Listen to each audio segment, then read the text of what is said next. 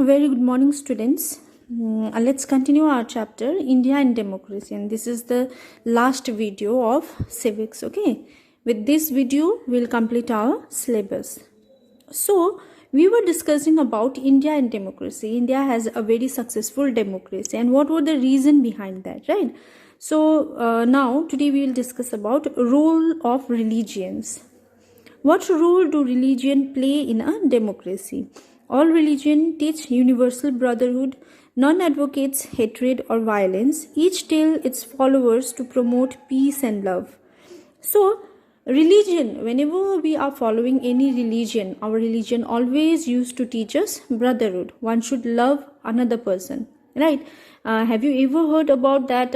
Any religion talks about hatred and violence. We should do violence. We should hate each other.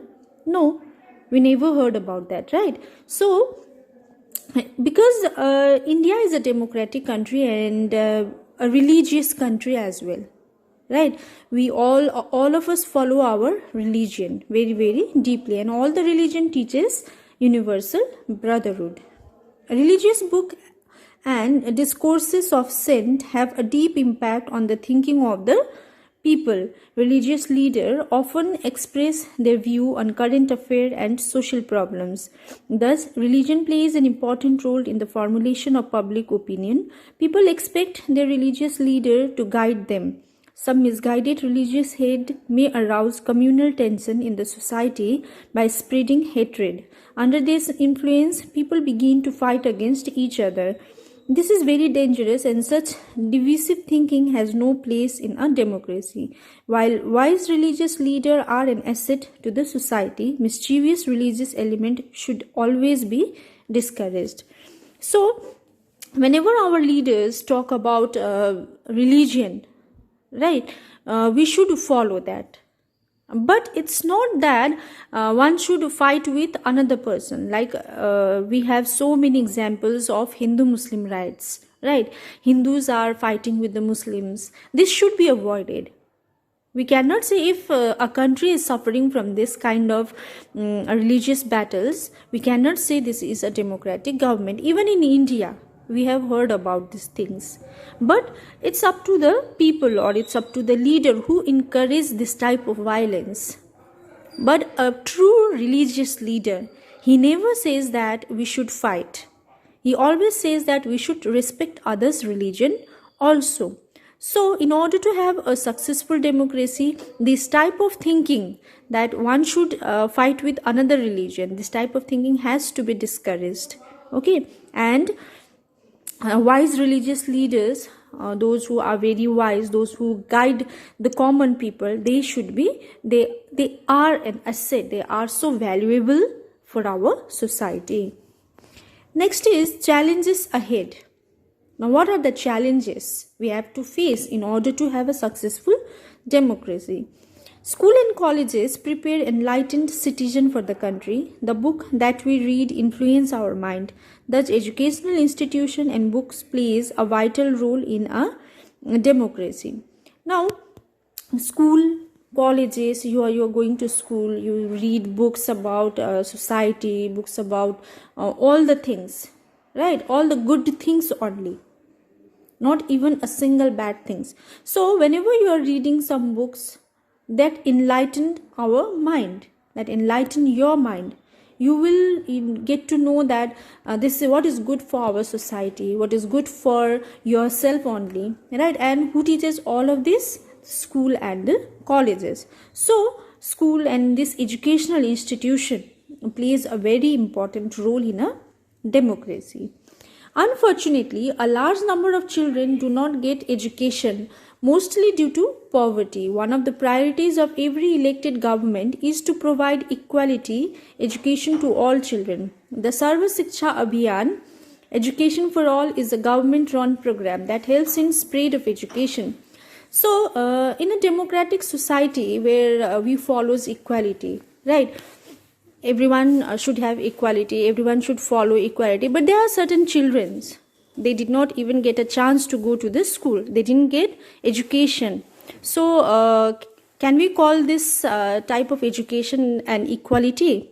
No, because people in India, you will find a large number of people who lives in poverty. So they did not get a chance to get their education. But educational institution plays a vital role in a democracy. But if there is no equality, then we cannot say that we have a successful democracy, because of these people, because of these children who lives in a poverty. Every country has a large number of voluntary associations. These include cultural, religious, and economic associations. Can you name some of them? They also play an important role in democracy. The voluntary organizations like NGOs, they work for the people who are deprived of some like old age home, or you can say these are just an organization, voluntary organization, who help the poor people or the suffered people who are suffering from their family like situations sometimes. So these voluntary organizations also play an important role in a successful democracy, in order to bring a successful democracy. Unlike a dictatorship, which has no room for public opinion, democracy believes in the capacity of every individual to take decision on matters of public importance. A dictator imposes her or his will on the people, destroying their initiative and curbing their freedom. Even today, we can see many examples of such undemocratic regimes around the world. Democracy, on the other hand, promotes liberty and equality. Tolerance is another important attribute of democracy.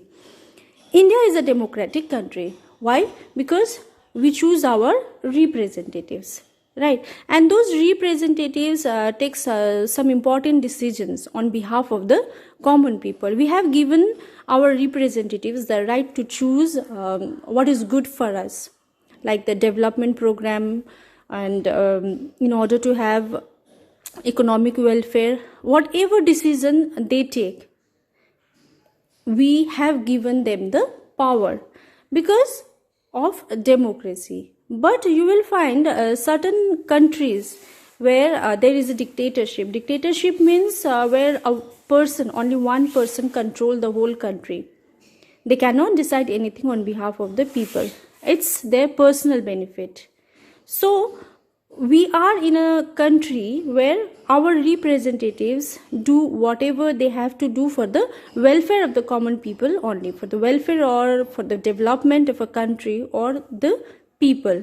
So this democracy is very important, right? Where people choose their representatives. You can say that rule of people. We can say democracy is a rule of people, where we as a common people rule the country, because we have given them the power to decide on behalf of us. This is called democracy. We have developed a sound tradition of democracy. Our constitution tries to promote justice, liberty, equality, and fraternity. In a democratic country, every individual have the right to justice, right to liberty. Liberty means freedom. Right to equality and right to fraternity. Fraternity means brotherhood.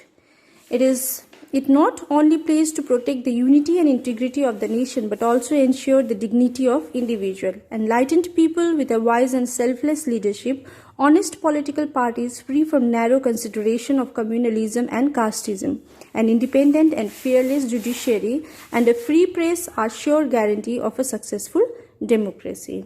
In a democratic country, everyone is free. Everyone has the right, whether it's a 2-year-old child or a 90-year-old man. Everyone has the right. Everyone has the right to justice, right to liberty, equality, and fraternity. And with our honest political parties or the honest political leaders, they guide us, okay, in order to have a successful democracy. In a democratic country, everyone has the right. Everyone, even the press also have a freedom. They can write anything on a political parties, because we have right to speak also, right? You can speak whatever is there in your mind. You can speak out that. You have the right. So because of all these rights, all these liberties, justice, equality, and fraternity, India have a very, very successful democracy. There are certain things which has to be avoided, like we have already discussed religious leaders, right, who influence people to fight against each others. These types of thing has to be avoided or discouraged in order to have a successful democracy.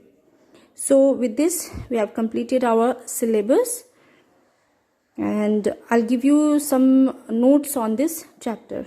Okay.